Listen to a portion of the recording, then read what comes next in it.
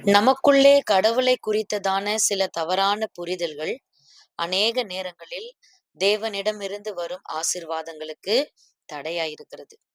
அதிலே ஒன்று, ஒரு மனுஷன் கடவுள்கிட்ட போய் ஆசீர்வாதத்தை கேட்கும்போது 50% ஆகிலும் அவனிடத்துல பணமோ பிளானோ இருக்கணும்.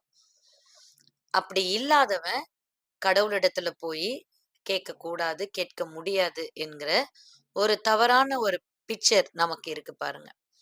தேவ பிள்ளைகளே, அந்த 50% பணமோ பிளானோ அவன் கிட்ட இல்லாத பொழுது அவனால ஜெபிக்க முடியல.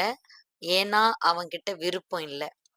ஆனால் வேதம் சொல்லுகிறது, சங்கீதம் 102:16 திக்கற்றவர்களுடைய ஜெபத்தை அலட்சியம் பண்ணாமல் அவர்கள் விண்ணப்பத்தை அங்கீகரிக்கிறார். கடவுளுடைய இடத்துல வரும் பொழுது 50% நம்ம கிட்ட பிளானோ பணமோ இருக்கணும்னு அவசியம் இல்லைங்க.